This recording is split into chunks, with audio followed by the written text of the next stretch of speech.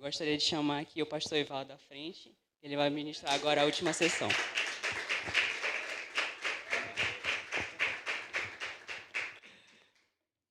Graça e paz, queridos e queridas. Que prazer estar aqui. Muito obrigado pelo convite, pela oportunidade de poder compartilhar com vocês e a gente aprender juntos, né? A gente sempre vai aprender junto. Nunca ninguém tem tudo para ensinar e nada para aprender. Sempre a gente tem tudo para aprender. A gente aprende quando fala, a gente aprende quando escuta, a gente aprende quando a gente se cala, a gente aprende quando a gente observa, a gente aprende de diversas formas. E para mim é um privilégio poder compartilhar sempre que eu tenho oportunidade de poder compartilhar um pouco daquilo que eu tenho aprendido, né, nas diversas áreas que eu atuo. Eu sempre digo que eu sou psicólogo, eu fiz formação em neuropsicologia, mas eu sou pastor. E todas os meus conhecimentos científicos fora da minha formação como pastor, como teólogo, eles têm que passar por um filtro. E o meu filtro é a palavra de Deus, né? Então, a palavra de Deus, ela é a que tem a maior autoridade sobre a minha vida. Ainda que a gente tem, quando estuda qualquer tipo de ciência, a gente tem as autoridades, os teóricos, né, aqueles que subsidiam os conhecimentos e para quem a gente vai buscar as referências.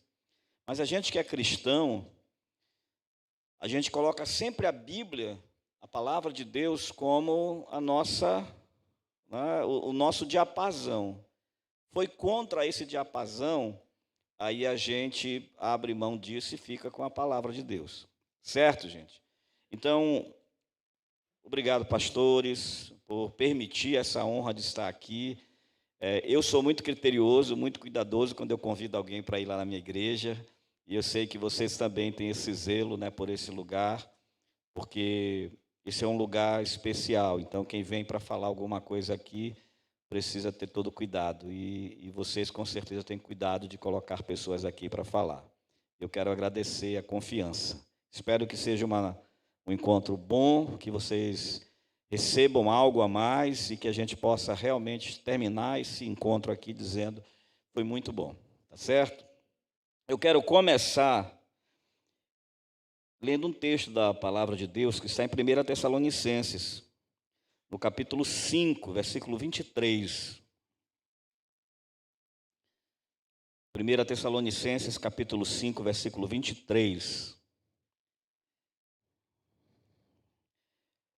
O mesmo Deus da paz vos santifique em tudo, e o vosso espírito, alma e corpo sejam conservados íntegros e irrepreensíveis na vinda de nosso Senhor Jesus Cristo. Fiel é o que vos chama, o qual também o fará. Recline a sua cabeça por um momento, por favor. Pai querido, em nome de Jesus, venha ministrar a nós aqui nesta hora, que a tua palavra flua como um rio vivo de vida para cada um de nós. Que o teu Espírito Santo nos conduza naquilo que vamos compartilhar e seja um tempo de aprendizado e crescimento para cada um de nós, em nome de Jesus. Amém e amém. Bom, eu peguei esse texto porque esse texto ele nos coloca diante de uma tríade, da tríade humana. O homem é corpo, alma e espírito. E é isso que o apóstolo Paulo está orientando, está colocando como uma aspiração e desejo do seu coração. Que essa tríade humana seja impactada pela presença de Deus, que vem trazer cura, que vem trazer santificação, corpo, alma e espírito. Então, nós somos essa tríade. Quando eu falo de tríade, quem toca um instrumento musical aqui? Teclado, violão. Então, quando a gente fala de tríade, se eu pedir para você, para alguém, olha, faz um acorde aí, uma tríade, um acorde simples de dó, vai pegar e vai fazer lá o dó, mi, sol, né? Dó, mi, sol é um acorde, é uma tríade. Quando você toca os três, você tem um acorde, que é porque você está tocando três notas simultaneamente. Eu costumo dizer que nós somos esse instrumento de três três notas que formam um acorde, que é a vida. E Deus, ele precisa tocar a vida da gente. E para ele tocar uma harmonia, o dó, o acorde de dó, quando a gente fala de acorde, nós estamos falando de parte de uma harmonia. Nós somos instrumentos que Deus toca. E para que a gente possa emitir um som perfeito, se você pegar um violão desafinado e vai tocar o acorde de dó, por exemplo, e a corda que vai ser pressionada, a corda si, que é a segunda corda do violão, vou pressionar aqui o dó, se tiver desafinado, não será um acorde de dó. Ele vai ficar feio. Quando você pegar, você imagina, né? Você pegar um violão desafinado, você pode tocar, colocar, apertar as cordas certas, mas quando você tocar, o que vai acontecer? Vai doer os ouvidos de quem vai ouvir. Por quê? As três notas precisam estar afinadas. Então, nós somos uma tríade. A gente precisa estar afinado no corpo, a gente precisa estar afinado na alma e a gente precisa estar afinado no espírito. Então, quando a gente pensa em afinação no espírito, nós temos um diapasão. O diapasão é uma nota de referência, que emite uma nota de referência para eu afinar um instrumento. Então, o nosso diapasão é a palavra de Deus. A gente precisa afinar a vida da gente a partir da palavra de Deus, que é o nosso diapasão. E aonde a gente começa afinando? Lógico que é no nosso espírito, onde está a revelação de Deus, onde Deus se revela a nós. Quando a gente lê a Bíblia apenas com o intelecto, quando a gente lê a palavra de Deus apenas com o intelecto, a gente obtém conhecimento. E aí a gente vai obter conhecimento literário. A Bíblia é um livro fantástico, maravilhoso. Tem muita gente estudando a Bíblia. Tem ateus estudando a Bíblia e ateus que conhecem mais a Bíblia do que muitos crentes. Você quer ver um? Eu vou citar dois aqui. Leandro Carnal, já ouviram falar do Leandro Carnal? O historiador, ateu, mas conhece muito a Bíblia. Filipe Pondé, o outro filósofo, conhece muito a Bíblia, mas não crê em Deus. Por quê? Porque eles leem a Bíblia apenas com o intelecto. A Bíblia é para eles uma revelação intelectual. Não tem a ver com a fé, não tem a ver com o espírito, não acerta, não afeta o espírito deles. Quantas vezes a gente mesmo já leu a Bíblia, já pegou um texto sagrado e a gente achou bonito, achou interessante. Por exemplo, aqueles textos que muitas vezes as pessoas colocam nos posts da internet, na academia. A pessoa está lá na academia, põe uma foto e coloca um post. No post coloca um texto bíblico que não tem nada a ver com aquilo. Mas é engraçado, porque é uma incoerência. Mas por quê? Acharam só bonito. Acharam poético. Estão lendo como a Bíblia? A Bíblia, nesse momento, está atingindo apenas as emoções dessa pessoa. Apenas a sua alma, o intelecto. Então, a gente pode continuar lendo a Bíblia e lidando com a Bíblia apenas com o nosso intelecto? Pode, mas não haverá transformações na nossa vida.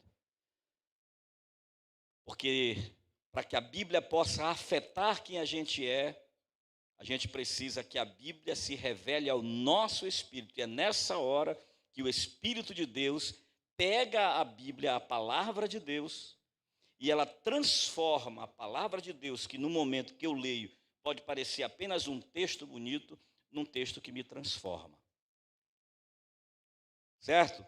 Então, Deus se revela no meu espírito, a minha alma é a sede das minhas emoções e do meu intelecto, e eu tenho o meu corpo, que é a sede dos meus sentidos, psique, pneuma e soma. Soma é o corpo. Quando uma pessoa está com uma doença psicológica que afeta o seu corpo, ela está com uma doença psicossomática. Por exemplo, existem enfermidades, a ansiedade, por exemplo. Se você já observou alguém tendo um ataque de pânico, você vai ver essa pessoa tendo, parece um infarto. ela tem um pressionamento no peito, uma aceleração cardíaca, a respiração fica pesada, ela sente dores abdominais, ela trava e a sensação que a pessoa está tendo é que ela está tendo um ataque cardíaco. E às vezes ela não tem nada, nenhuma cardiopatia. O que ela tem ali é um ataque de pânico que vai durar mais ou menos 20 minutos, 25 minutos. Se tiver alguém que saiba mobilizar essa pessoa no sentido de fazer um exercício de respiração, chamar a atenção, tirar ela da crise, rapidamente ela vai sair dali, daquela crise. Mas esses efeitos que ela está tendo no corpo é uma somatização da sua ansiedade. Algumas enfermidades, como a psoríase, também têm o cunho emocional, psicológico.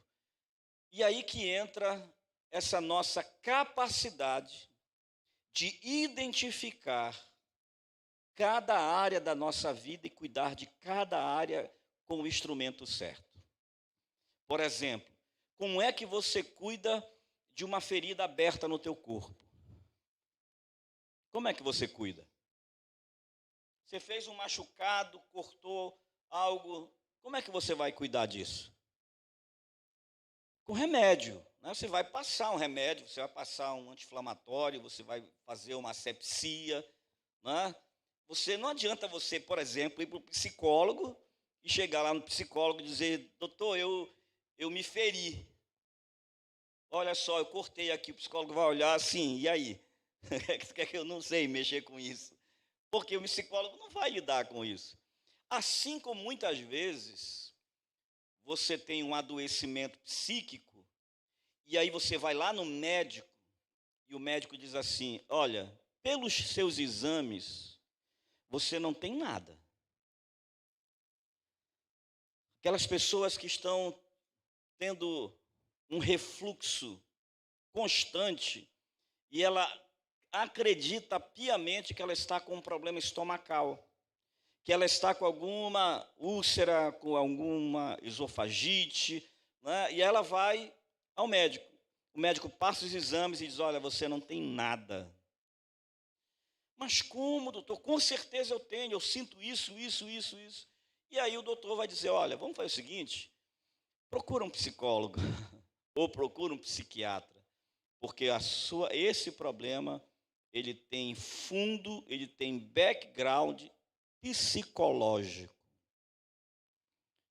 Aquele médico não vai dar conta disso. Aí vai para o psicólogo. Aí chega lá no psicólogo, ele começa a falar, por exemplo, sabe o que acontece, doutor? É que eu não consigo mais orar. Eu leio a Bíblia e eu não consigo mais crer. Eu não consigo mais ter fé.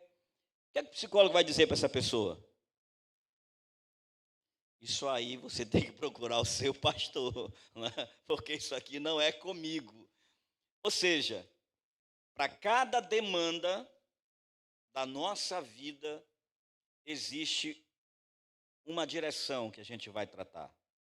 Para a glória de Deus e graças a Ele, seja qual for a demanda, Ele é poderoso para lhe dar, seja ela qual for.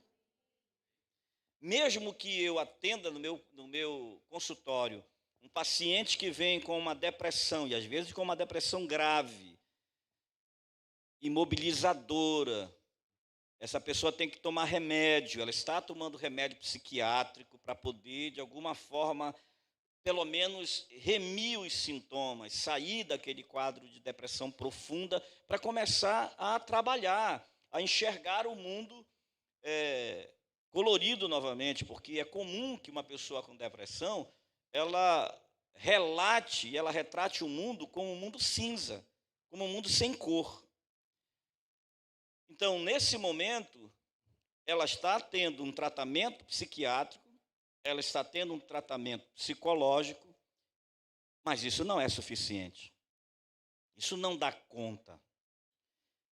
É necessário uma rede de apoio. E aí que entra a importância da igreja, a importância dos pastores da igreja, dos conselheiros da igreja, dos líderes da igreja, que tenham essa sensibilidade e esse cuidado de observar que ali não é só uma questão espiritual, que ainda que ali tenha uma questão espiritual, é necessário entender que ali pode ter uma questão, por exemplo, da circuitaria cerebral. Quando a gente pensa em doenças da mente, as pessoas têm muita dificuldade de dizer, de chamar de doença mental. Então, a gente não usa, né? A maioria das pessoas não gostam de usar. Quando pensa em procurar um psicólogo, está doido, foi procurar psicólogo. Se disser que vai procurar psiquiatra, aí ficou doido ao quadrado. Se disser que está tomando remédio, aí diz, pronto, agora o cara pirou de vez. Mas por quê? Isso chama-se preconceito. Por quê, gente? Porque as enfermidades, sejam elas físicas, sejam elas da nossa estrutura biológica ou da nossa estrutura psicológica, elas são reais. Por exemplo, depressão. Vocês sabiam que, às vezes, o preconceito contra a depressão é mais doloroso para quem tem depressão do que os efeitos da própria depressão? Porque, não sei se vocês já ouviram, e às vezes, infelizmente, a gente com boa intenção, porque quem não se sente mobilizado quando vê um ente querido perdendo o prazer de viver? Que a pessoa acorda de manhã e você diz, você não vai trabalhar hoje? A pessoa diz, não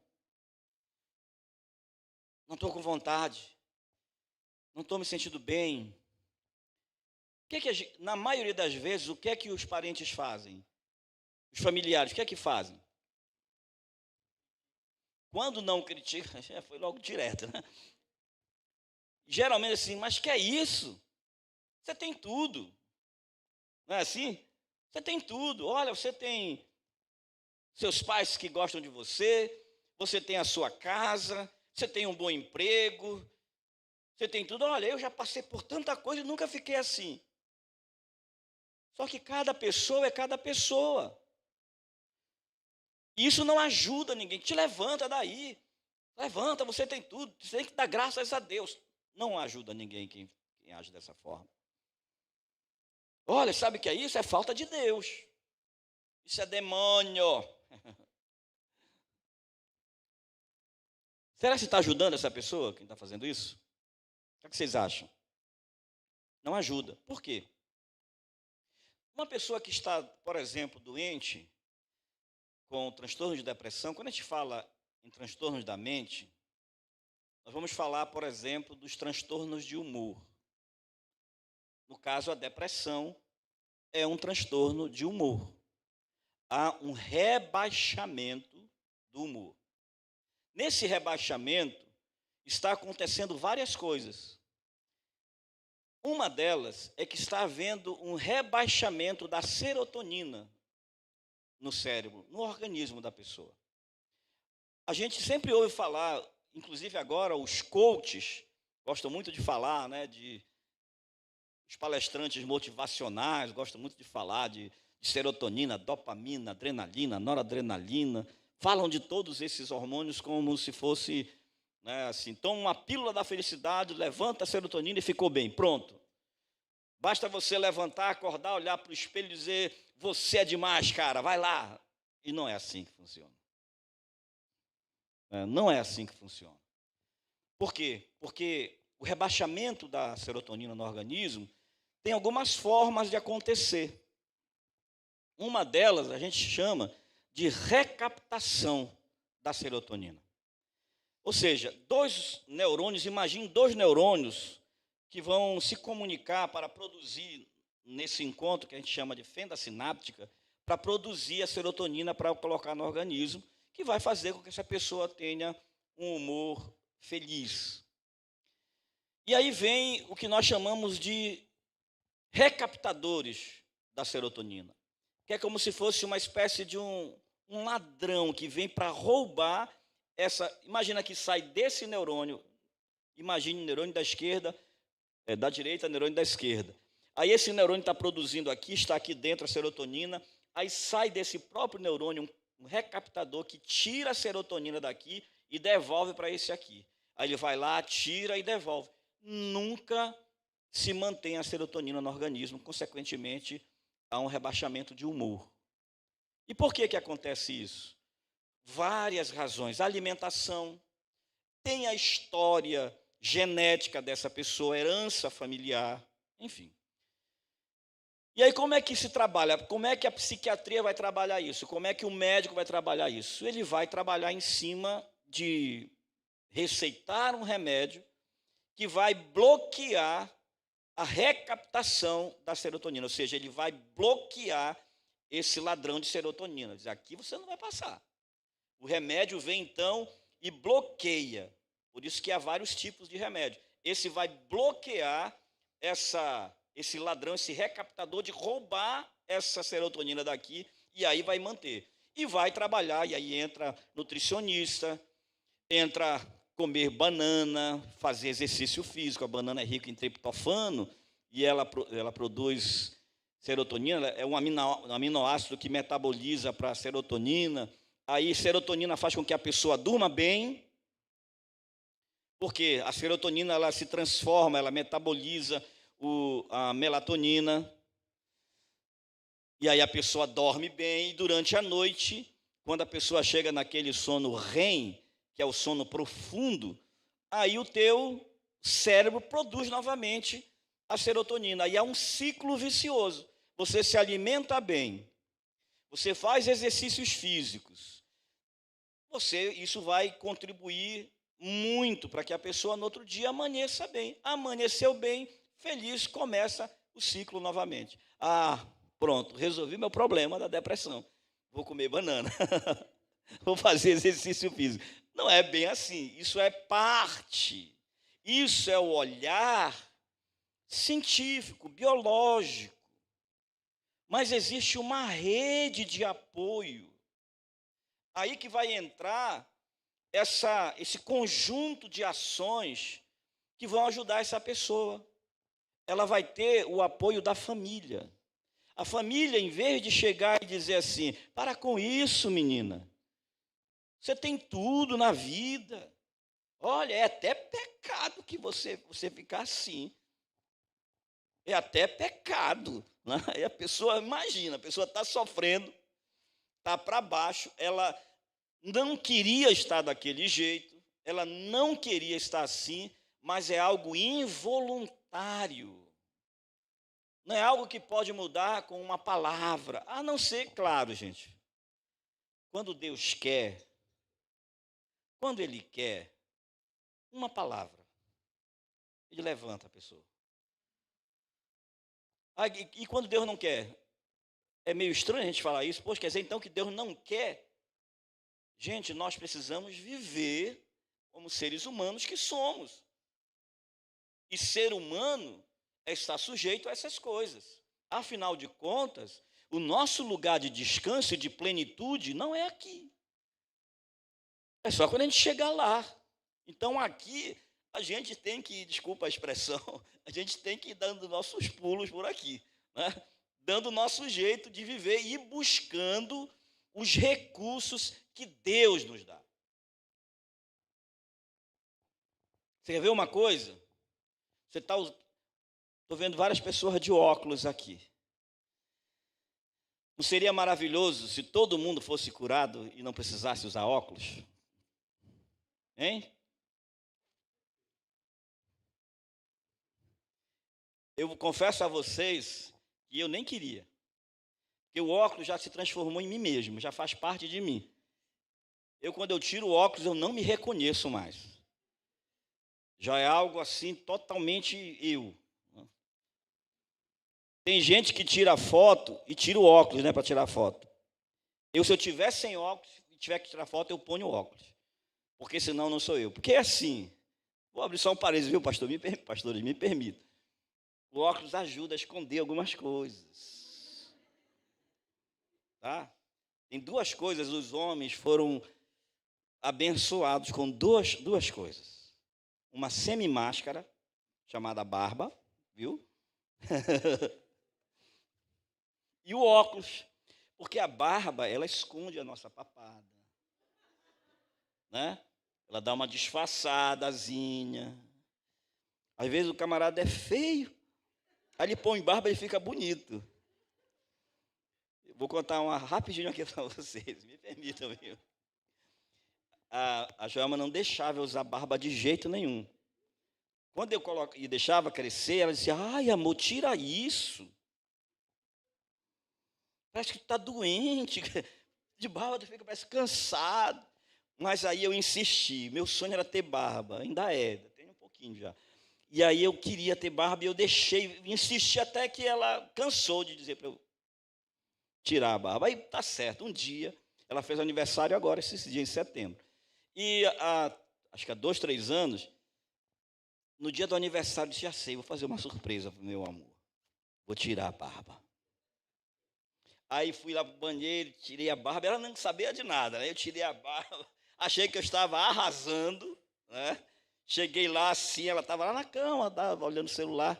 Aí eu cheguei, olhei para ela assim, com um olhar de galã ainda, né? Eu achei que ela ia pular em cima de mim, beijar e tal. Aí ela olhou assim, numa cara de decepção. Aí ela disse assim, amor, o que tu fizeste?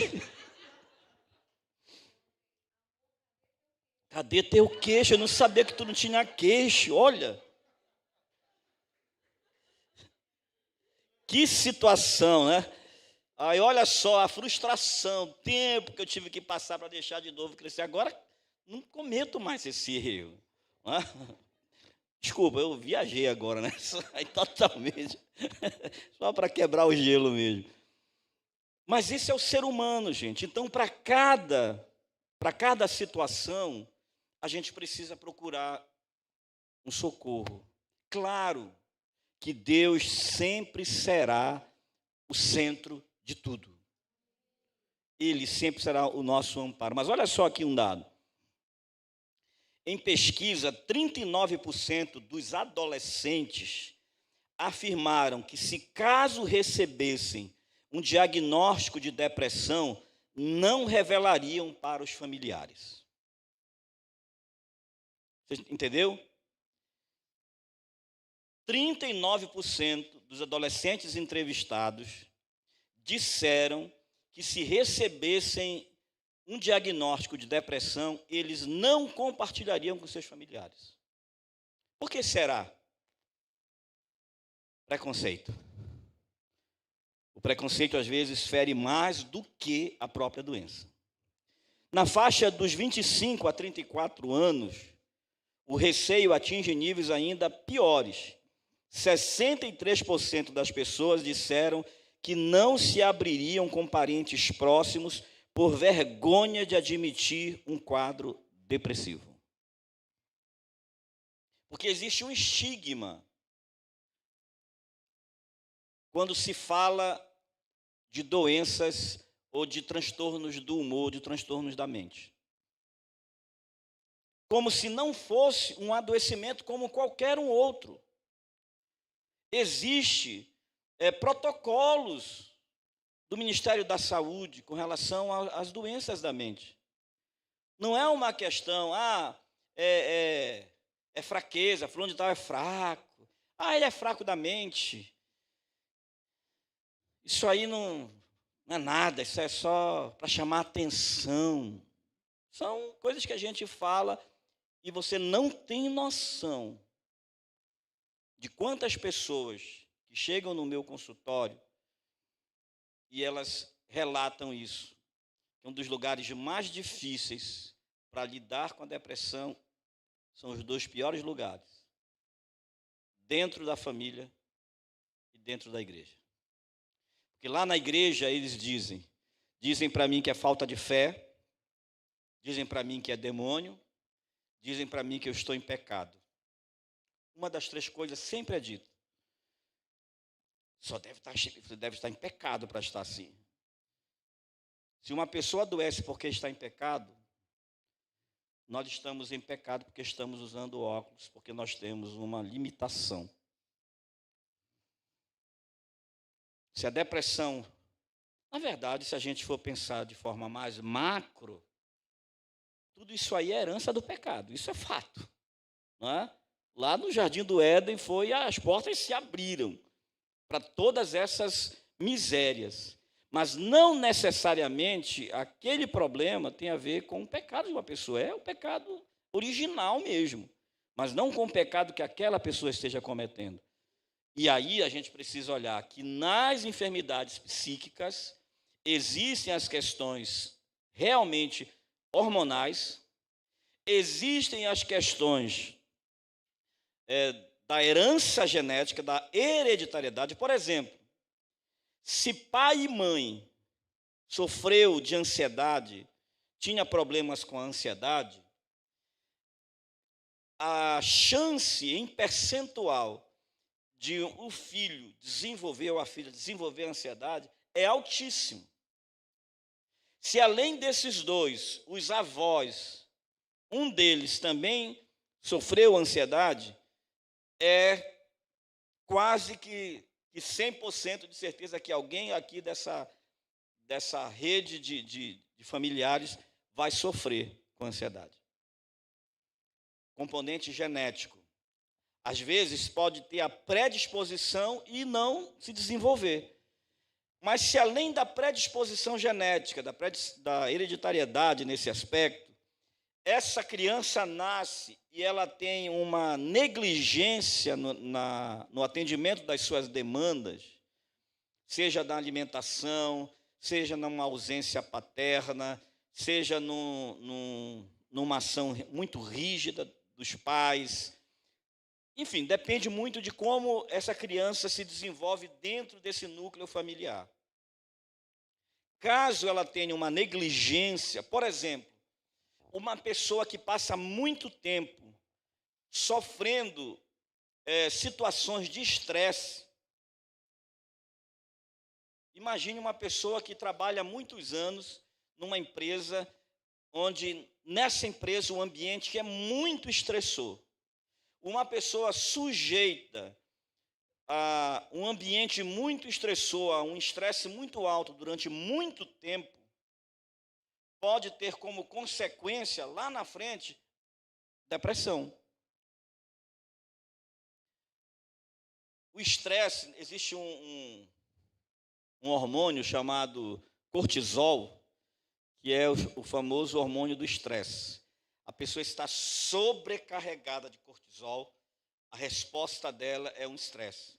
E se essa pessoa está submetida, por exemplo, uma esposa que está dentro de um casamento, onde durante muitos anos ela é massacrada, humilhada, maltratada, ela não é feliz, ela vive num ambiente estressor, uma hora, se ela tem já uma predisposição genética por conta da sua história familiar, ela não teve na infância uma boa alimentação e um bom investimento afetivo dos pais, um bom acompanhamento paterno, e ela ainda entra para um casamento estressor, a consequência disso é quase que uma equação axiomática. Ela vai desenvolver em algum momento ou a ansiedade ou a depressão. Vocês estão entendendo, queridos? Eu estou sendo claro? Se houver qualquer... eu não estou entendendo, não entendi muito bem isso, vocês podem interromper. Aliás, faltam 10 para as 7, vocês vão me dizer quanto tempo eu tenho. Porque se deixarem, gente, eu vou atrapalhar vocês.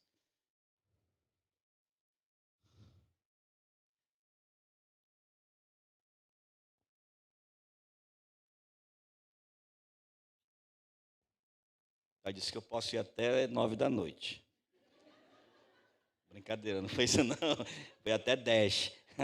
Não, até 7h10, gente.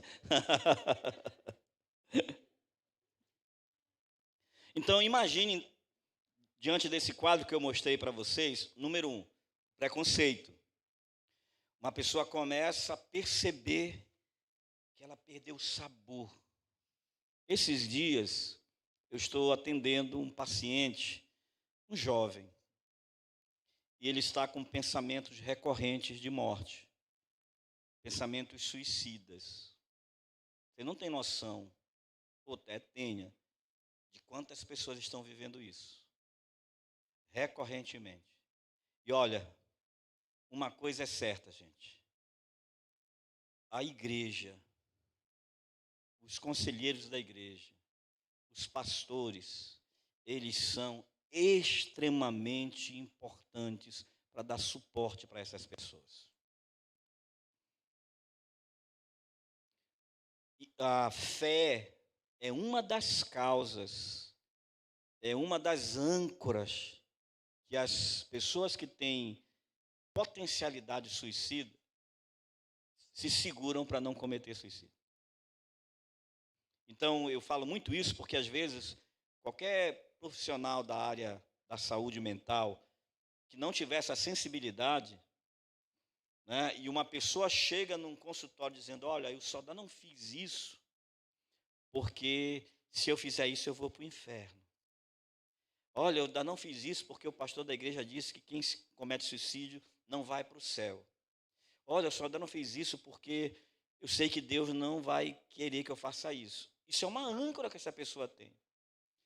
Se o profissional for insensível e não tiver essa habilidade e quiser tirar essa âncora dessa pessoa, dizer, não, isso não tem nada a ver. Nós temos que tratar aqui é de você viver independente de Deus. Imagina, ora, se eu tiro essa âncora dessa pessoa, eu estou empurrando ela para o abismo. Então, hoje, graças a Deus, a gente já tem um olhar um pouco mais cuidadoso com relação a isso. A gente já diz que o homem é um ser bio, psico, social, histórico e espiritual.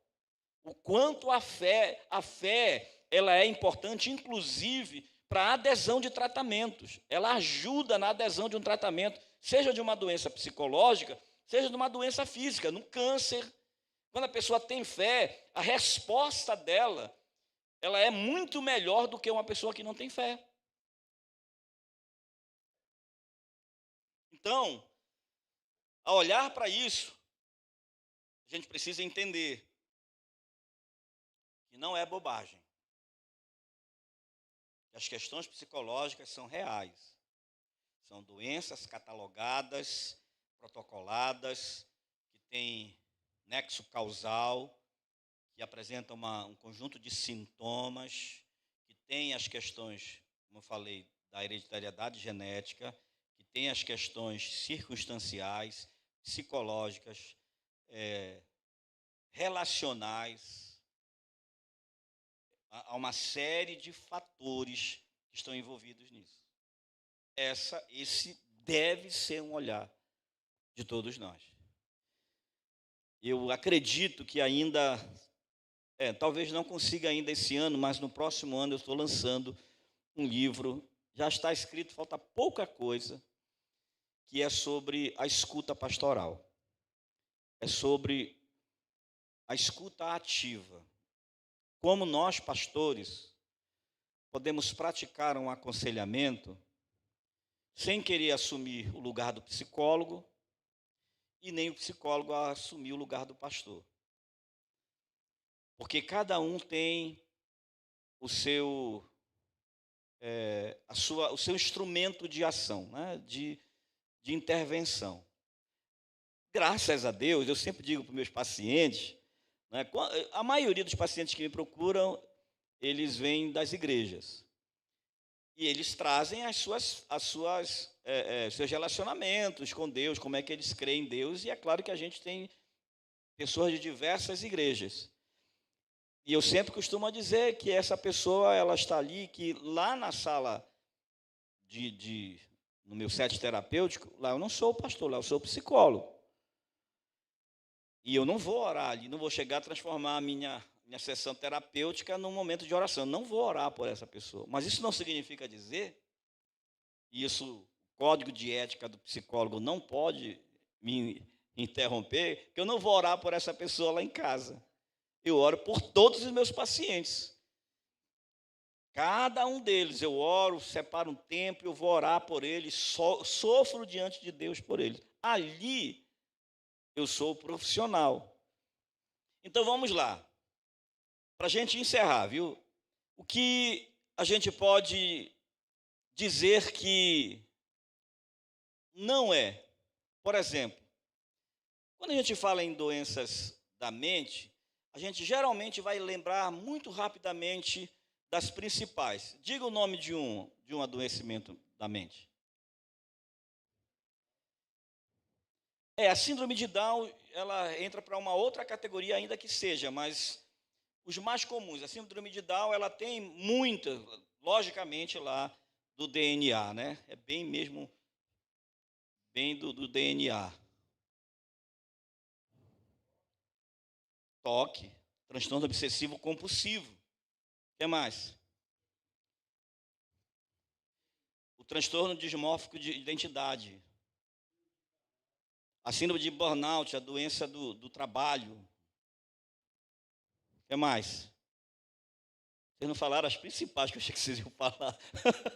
Ansiedade, depressão, transtorno de humor bipolar.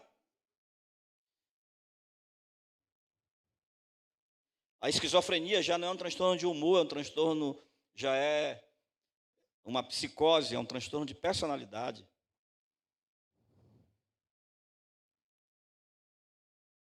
Mas geralmente a gente não pensa logo nesses, depressão, ansiedade. A gente fica dizendo para uma pessoa, fulano está tão depressiva, ela está triste, ela não está deprimida, ela está só triste. Não é? Nem todo mundo que está triste está deprimido, gente.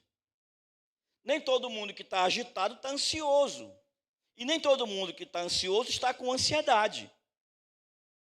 Porque todos nós um dia ficamos ansiosos por alguma coisa. Vocês viram o Tássio aqui ansiosíssimo agora? Mas era uma resposta à situação, não é?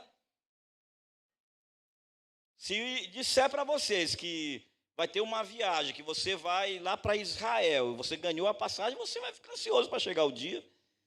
O medo é ansiedade, mas existe o medo natural. Se você for na rua e aparecer uma pessoa estranha, metendo a mão aqui assim, você vai ficar tranquilo.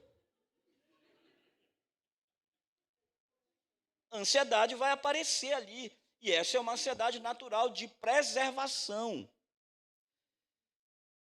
Agora, olha só o que acontece. Se você vai na rua, vai na calçada, aqui, aí vem alguém lá do outro lado e põe a mão aqui assim, no coxe, você vai ficar, teu coração começa a...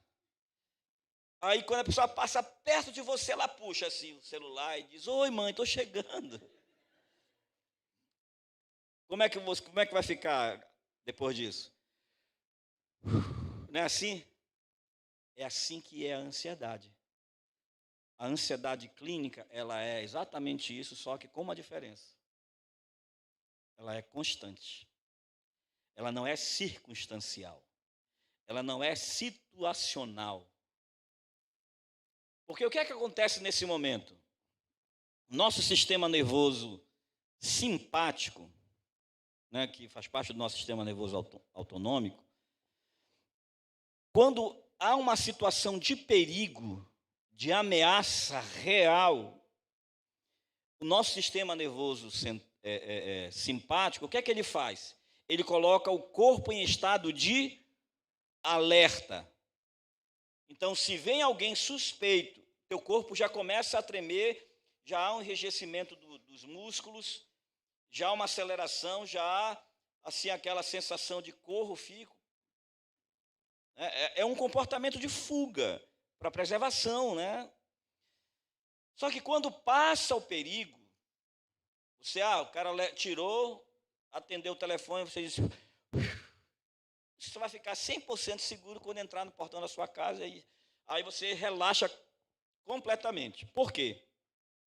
Nesse momento, o outro colega, sistema nervoso parasimpático, ele vai reorganizar, regular novamente o organismo.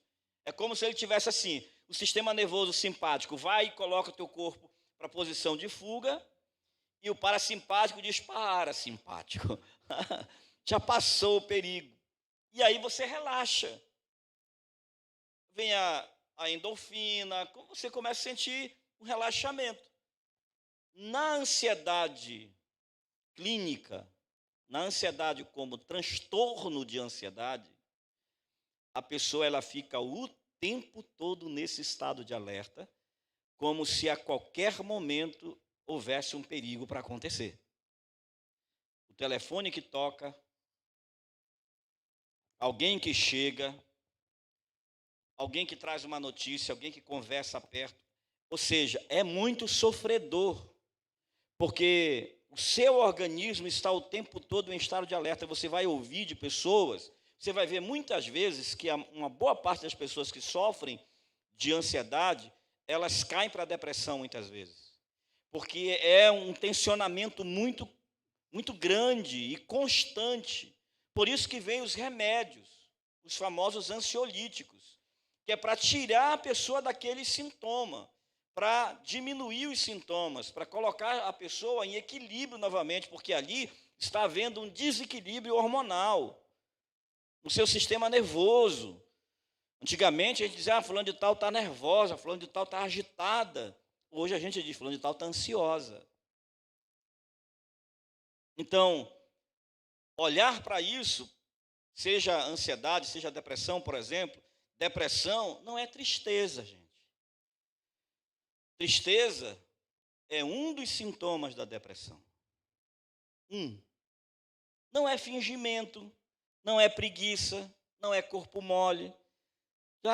Isso aí é preguiçosa, que nada. Às vezes você deixa de considerar que essa pessoa sempre trabalhou muito e de repente parou de trabalhar, virou preguiçosa assim do nada? Não, há um adoecimento. Ali não é demônio, não é pecado. Fulano tal está sendo punida. Ora, a depressão foi chamada de o mal do século pela Organização Mundial da Saúde. O nosso país, o Brasil, é um dos países mais ansiosos do mundo. Vocês já perceberam, por exemplo, se você pensar em alguém aqui, quantas pessoas estão dentro do espectro autista? Parece que antigamente a gente não ouvia falar. Tem duas coisas que agora parece que todo mundo é. Ou está no espectro autista ou é TDAH. Agora todo mundo quer ser TDAH, gente. Basta a pessoa ser muito ativa, né? E criativa, e trabalhar bastante, que aí já diz, fulano tem TDAH. É hiperativo. Quer ver uma outra coisa? Não tem aqueles irmãos que sofrem de uma alteração de humor, mas que é da personalidade da pessoa. Às vezes está feliz da vida, quando chega no outro dia ela não quer papo com ninguém. Já estás com a tua bipolaridade? Não, gente. Só que o transtorno de humor bipolar, vocês sabiam que entre os adoecimentos psíquicos que causam as ideações suicidas e que mais as pessoas cometem suicídio, entre elas está o transtorno de humor bipolar, chamados por alguns de depressão bipolar. Porque o transtorno de humor bipolar, ele tem todos os sintomas carregados da depressão, quando a pessoa está no episódio que nós chamamos de melancolia. Tem gente que vai para o fundo do poço, que não consegue nem sair de dentro do quarto.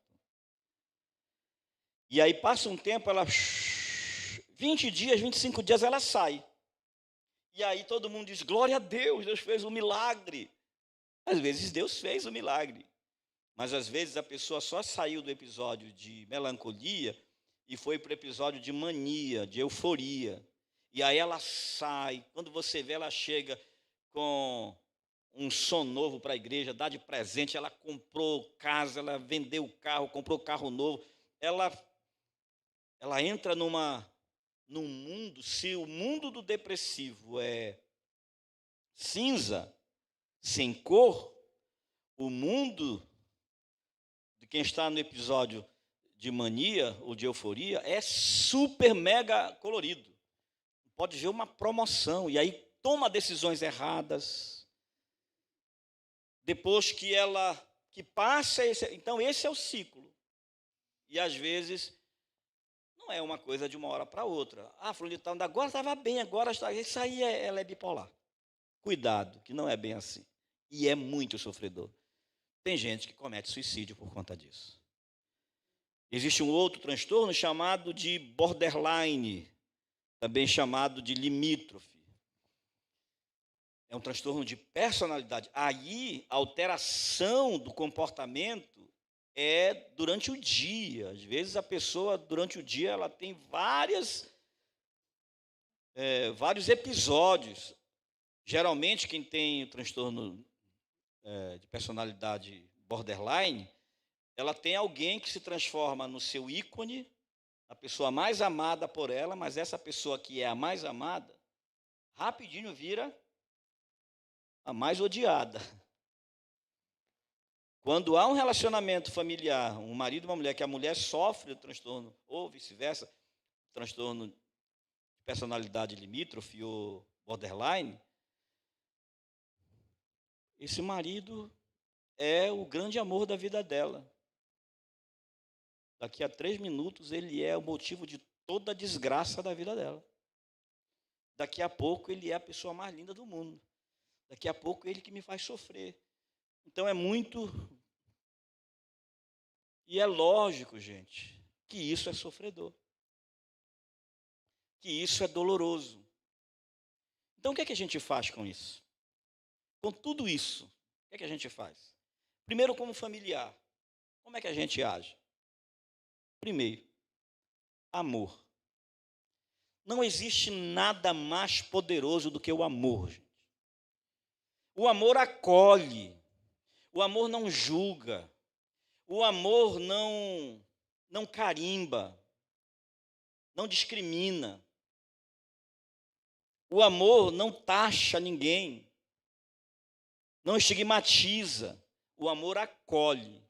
Então, a primeira coisa, não sei o que fazer, acolha. Ame. Se não souber o que dizer, você diz assim, eu estou aqui para você. Eu não sei nem o que fazer contigo, mas uma coisa eu sei, eu te amo e eu estou aqui para você. Você pode falar o que você quiser. Existe uma propaganda aí, não sei se vocês lembram, acho que é da Natura, que é do meninozinho que está com o bebê novo, que era do Dia dos Pais, foi do Dia dos Pais, que o meninozinho está falando para o outro irmãozinho que nasceu, né? Pode falar, ele está imitando o pai dele, né? Você não precisa ser forte o tempo todo. É linda a propaganda, né? E é exatamente isso. Não julgue, não vá com receitas prontas, não vá querer expulsar o demônio, porque você já vai estigmatizar a pessoa que ela está endemoniada. Porque ela vai ter dificuldade de interpretar o que você está dizendo, dependendo do nível de sofrimento que ela está vivendo, de desequilíbrio, muitas vezes, dos seus afetos, dos seus sentimentos. Então, chegue, e a primeira coisa, ame. Eu estou aqui para lhe acolher. Você consegue sair? Podemos sair? Não, não consigo. Posso ficar aqui contigo? Não quero ficar sozinho. Tem certeza? Mas eu estou bem aqui. Se precisar de mim, estou aqui. É a primeira coisa. Acolhimento. Amor. E é lógico, gente. Ore. Não existe nenhuma ferramenta, não existe nenhum remédio mais poderoso do que a oração. Ore, interceda, clame a Deus por essa pessoa e diga para ela, eu estou orando por você.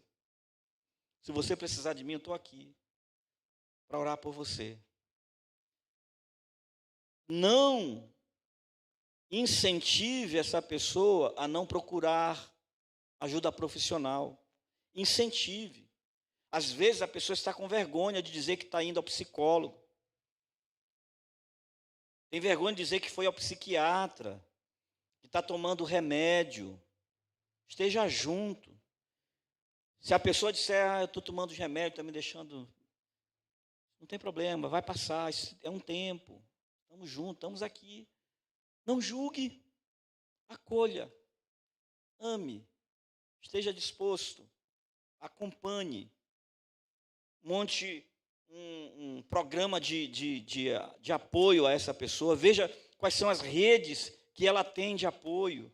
Se aqueles amigos começaram a se isolar dela, chame esse amigo, bora lá, bora estar junto. Respeite o tempo dessa pessoa, às vezes ela não quer papo mesmo, mas às vezes, mesmo quando ela diz que ela não quer conversa, você não precisa conversar, mas tem que estar presente. Olha, mesmo que a gente não converse, eu vou estar aqui com você. Não é fácil. E aí vem, lógico, né, a rede de apoio da igreja, procurar os conselheiros da igreja para conversa, para acompanhamento. Eles vão orar por você, vão ler a Bíblia para você, para essa pessoa. Enfim, todo o vosso corpo. Corpo você cuida, e quando você cuida do corpo, você também cuida da alma. Diga aí, irmão.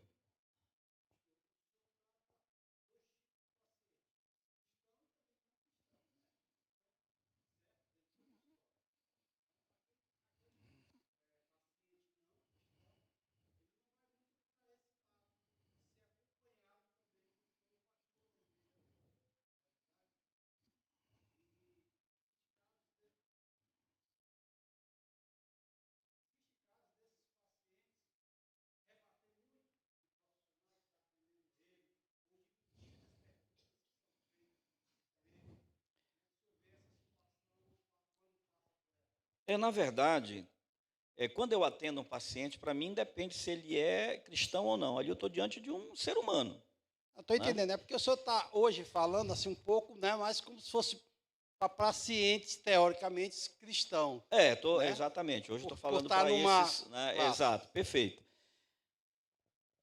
Dentro do set terapêutico, o que é que eu vou perguntar para essa pessoa? Você tem uma rede de apoio?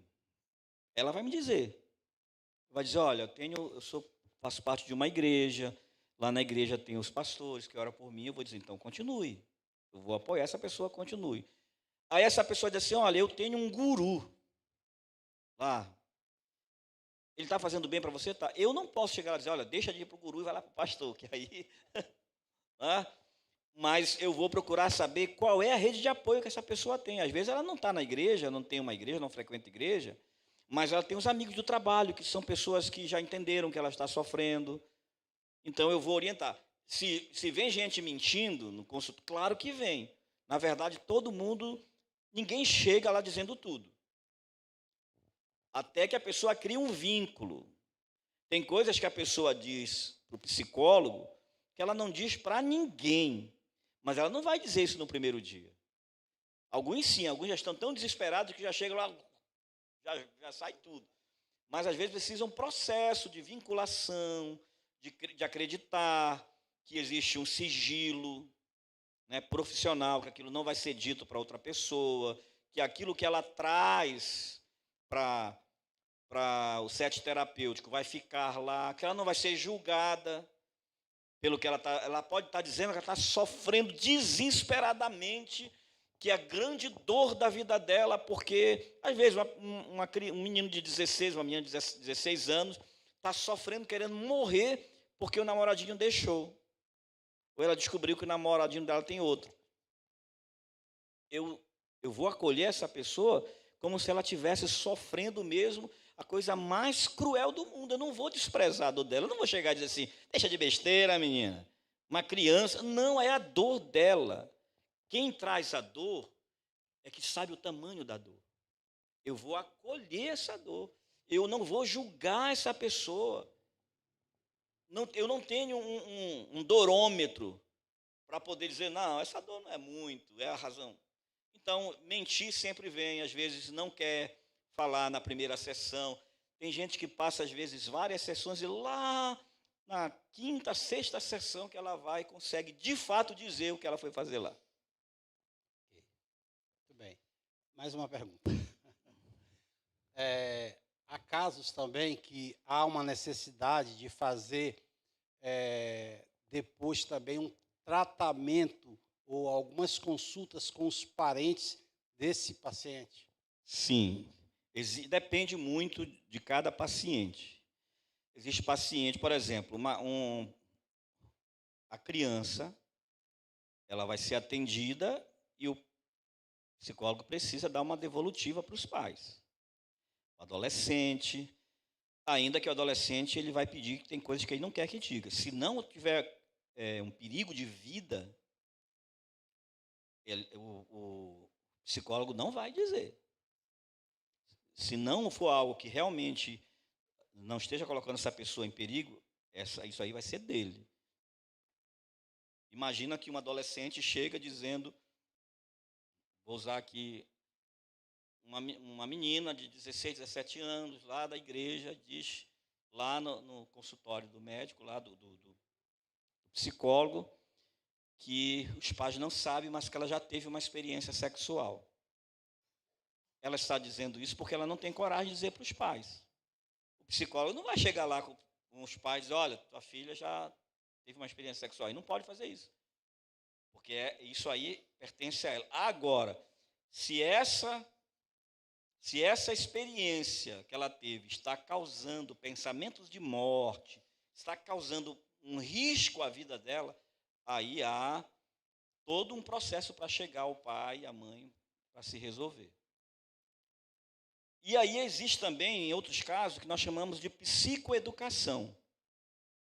Que a gente chama a família para chegar e dizer, olha, seu filho, às vezes é um filho de 25, 26 anos, seu filho está apresentando, né, ou veio com um laudo do médico dizendo que ele tem transtorno de personalidade borderline.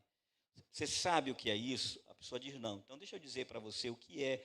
Aí o psicólogo vai fazer um esclarecimento, vai dizer para essa família o que é, quais são os sintomas, onde tem alteração de comportamento, para ajudar essa família a lidar, porque nós chamamos de PI. PI é o paciente identificado, mas a família toda, de alguma forma, está adoecida. Certo? Ok, tinha mais perguntas, mas vou deixar para os outros, senão é demais. Quem manda é o Daniel, olha.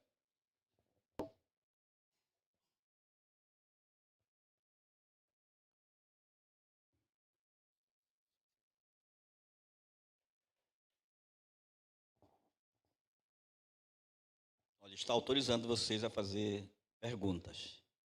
Não tenho todas as respostas. Mas quem quiser fazer uma pergunta, aproveite, que foi liberado aqui.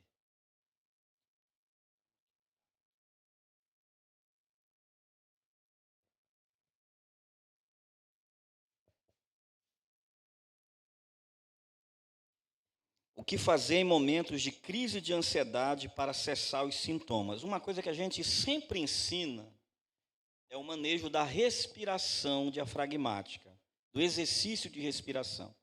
É uma das formas, inclusive, de você tirar uma pessoa de um ataque de pânico. Às vezes você não sabe o que fazer.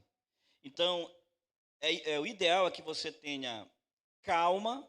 Bom, se a pessoa que está fazendo a pergunta, ela está sofrendo, é mais difícil, mas ela precisa, primeiro, parar em algum lugar, sentar-se confortavelmente e tentar respirar. Se puder, fechar os olhos e fazer aquela respiração que nós aprendemos durante a pandemia, não é? Que é, puxou a respiração, para um pouquinho e vai soltando devagar. Uma vez, faz outra vez. Se tiver alguém que conduza nesse processo, é melhor, porque qual é a ideia aí? É encabestrar os pensamentos dessa pessoa e a atenção dessa pessoa para a própria respiração, para que ela se desconecte dos pensamentos estressores que geram a ansiedade. Eu já tive casos, por exemplo, de uma pessoa em casa, a filha me ligar porque ela estava tendo um ataque de pânico e ela gritava dizendo que estavam pisando no peito dela. E aí eu disse, põe o telefone no ouvido dela, e aí eu chamei, conheci o nome, chamei pelo nome da pessoa, me escute, quem está falando aqui é o Ivaldo, você está me ouvindo? Estão pisando no peito, calma, me escute. Você pode me escutar? Posso. Então, vamos lá. Respire. Você vai respirar comigo. Você vai puxar a respiração. Eu vou contar até 3, você vai puxar. Aí eu fui chamando a atenção, foi. Eu sabia que naturalmente 20 minutos era suficiente. Se não tivesse, não tinha o que fazer. A filha estava sozinha, filha de 11 anos. Uma mãe. E, graças a Deus, ela saiu da crise naquele momento. Então, quem está lá não pode se desesperar, porque se você se desesperar, eles são 2 que vão precisar de ajuda, né? Boa noite. Pastor, eu peço até perdão que a gente chegou um pouco atrasado, não sei se você falou desse tópico, mas eu queria perguntar sobre a questão alimentar. Café, até onde os alimentos nos afetam e acabam criando essa ansiedade e se pode gerar, não um caso familiar, né, mas através de uma má alimentação, eu acabar desenvolvendo transtornos compulsivos. Muito boa pergunta. Na verdade, hoje em dia se fala muito que quando se pensa em doenças da mente, se pensa logo nesse órgão que é o nosso cérebro, né? Mas o estômago, gente, é muito importante. A alimentação é a primeira coisa que a gente vai orientar. Exercício físico. Isso aí é algo, se a pessoa conseguir desenvolver caminhadas, ir para a academia, isso aí é muito importante. Dá uma alterada na alimentação. Você vai ter alimentos que eles vão te ajudar muito a lidar com as suas, por exemplo, com a ansiedade. Eu falei ainda há pouco da banana, né? E dos alimentos ricos em triptofano, que ajudam, quando metabolizados, a produzir a serotonina, vai fazer com que a pessoa se sinta mais feliz. Então, a alimentação, inclusive, eu tenho uma filha que é nutricionista, e eu perguntei se havia estudos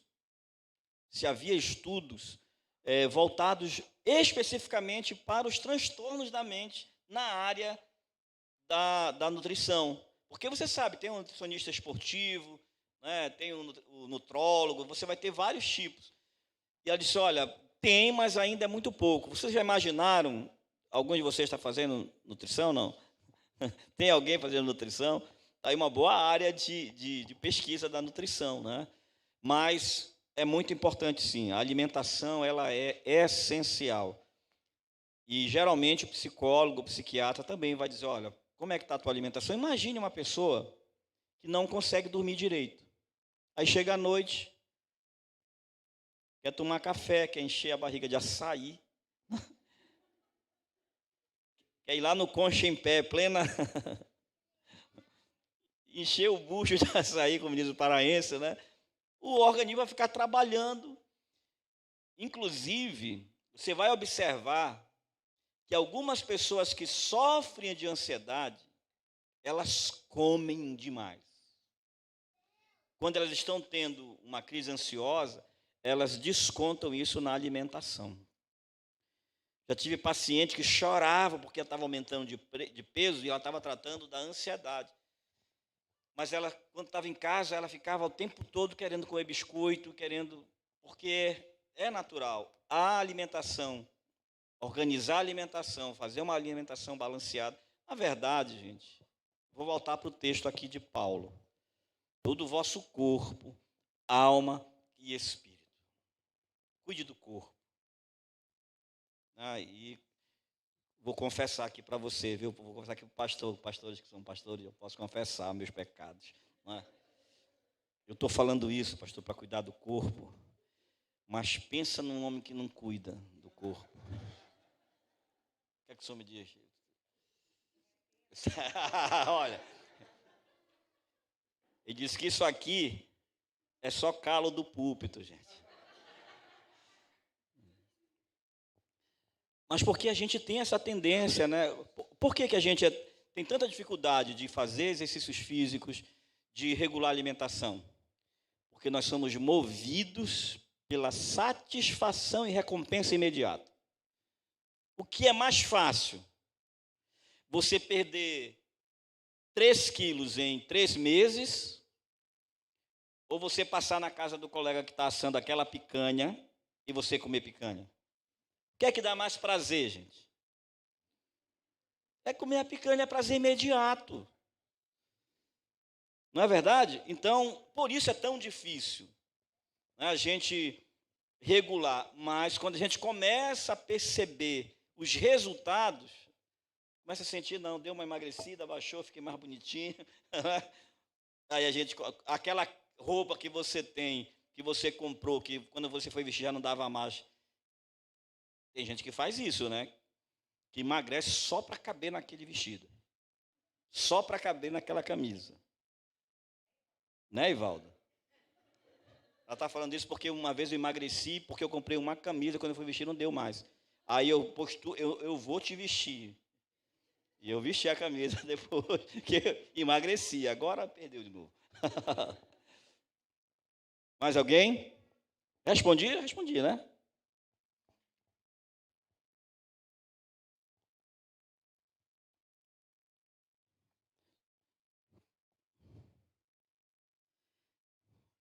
Sofrer pelos comentários, chegando a ter crise de ansiedade, ao parar o acompanhamento por conta de recursos financeiros. Como lidar? Bom, na verdade, sofrer com os comentários é parte só. Você não sofre por causa dos comentários, simplesmente. Você sofre porque você está fragilizado pela ansiedade. Então, seja comentários, seja situações que acontecem no teu entorno, como você está potencialmente sujeito, né, a responder para as situações com esses sintomas da ansiedade, vai acontecer. Agora, chegando a ter crises ao parar o acompanhamento. Veja só, infelizmente, a verdade ainda é essa. Cuidar da saúde mental ainda é caro. Não é fácil, não é qualquer pessoa que tem condições. Nós temos aí os CAPs, né, da vida, para onde as pessoas procuram. Infelizmente, ainda não é o melhor recurso, mas é. Quem tem o CAPS vai para o CAPS. Mas, às vezes, acontece isso, a pessoa não tem condições de acompanhar, de manter o acompanhamento. E, infelizmente, eu preciso dizer isso, a depressão, a ansiedade, não tem cura, gente. Pela medicina, não há previsão de cura. O que há é previsão de remissão de sintomas. Isso pela medicina. Deus pode. Isso aí é outra história. Mas há a remissão dos sintomas. Então, frequentemente, a pessoa... Uma coisa, por exemplo, os remédios. Tomar os remédios é importante. O grande problema é que quando a pessoa começa a tomar o remédio, ela imagina, vou tomar remédio hoje, amanhã já não tenho mais sintomas. Não é isso. Tem um tempo para que o remédio se acomode no organismo e vá dar o resultado, no mínimo, 2 semanas em diante. É que começa a dar resultado. Aí o que acontece? Quando começa a dar o resultado, começa a organizar os sintomas, aí a pessoa fica feliz, pronto, já estou curado, já estou bom. O que é que ela faz? Ela interrompe. Quando ela interrompe esse tratamento medicamentoso, ela fez pior do que se ela não tivesse tomado. Porque para fazer a interrupção tem que ser pelo profissional. O profissional que passou esse protocolo de tratamento, ele tem que ser procurado para fazer o desmame, que não pode tirar de uma hora para outra. Vai tirando, vai diminuindo as dosagens até eliminar. E tem casos, se procurar a depressão, por exemplo, ela tem o nível leve, moderado e o grave. No moderado, às vezes nem precisa, aliás, no leve, às vezes nem precisa de remédio. Exercícios físicos, boa alimentação, vão ajudar essa pessoa a nem precisar dos remédios. Quando chega já no nível moderado, especialmente no grave, não tem como não ter a medicação. Então, a interrupção, ela é bem irresponsável, não pode. Tem que esperar para fazer o desmame.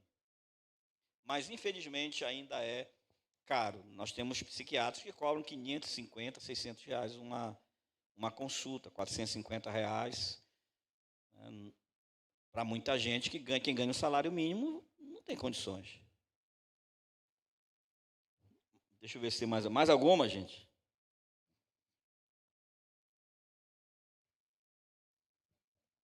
Boa noite, pastor. Boa noite.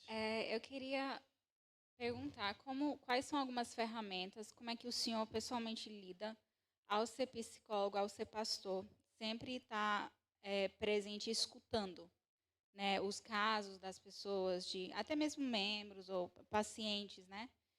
Como é que o senhor lida em relação para ferramentas que o senhor usa para isso não sobrecarregar o senhor ou sua família emocionalmente, para não chegar ao estágio de burnout e tudo mais? Existe uma tese de mestrado de uma teóloga, e se for o caso, até depois eu posso mandar para os pastores. Mando pelo Tássio, que é poimênica, cuidando de quem cuida. A maioria dos psicólogos, eles precisam de ter uma supervisão, procurar o psicólogo. Eu não sei porquê, ou sei, pela graça de Deus, até hoje eu ainda não precisei, né? E eu tenho essa psicóloga, ela é mais psicóloga do que eu, né? Ela é assim, sabe aquele rio de paz que a gente vem a ela? Ela é. Então, essa está aqui. Pronto, vou te responder com uma só palavra, né? Qual é a minha ferramenta? Joelma.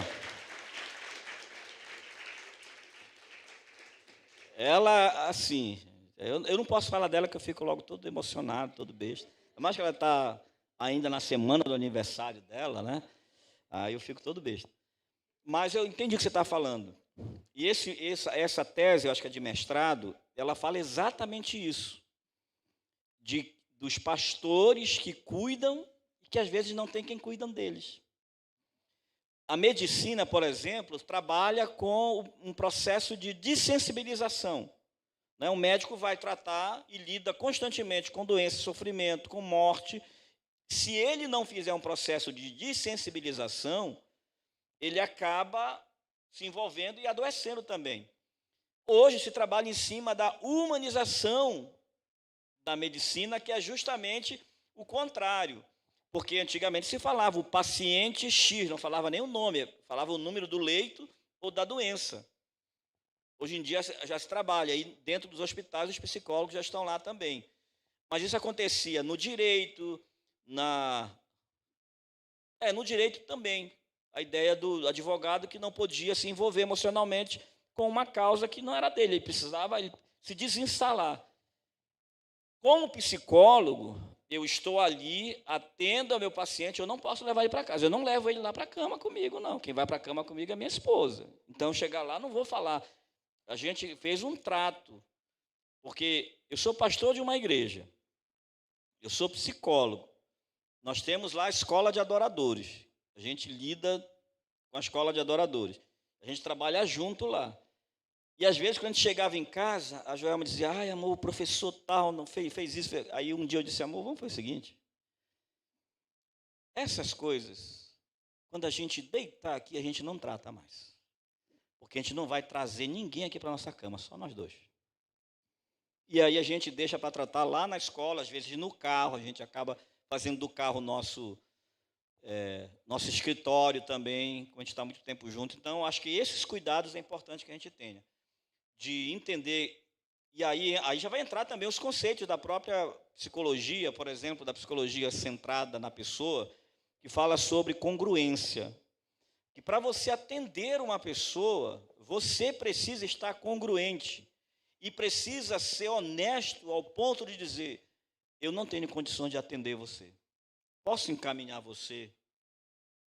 Pode acontecer na igreja. Alguém procura um dos pastores auxiliares dos pastores da igreja para trazer uma demanda. Aí a pessoa diz: olha, vou ser bem honesto com você, eu não dou conta disso. Eu vou te encaminhar para o pastor da igreja. Aí o pastor que se vire. E o pastor também vai chegar no momento e vai dizer: olha, essa tua questão, eu te oriento que você procure um profissional da área. Eu vou continuar orando por você. Nós vamos trabalhar em cima de uma rede de apoio, eu vou continuar orando por você, mas procure um profissional. Porque, de fato, nós não podemos acreditar que a gente dá conta de tudo, porque a gente não dá conta de tudo.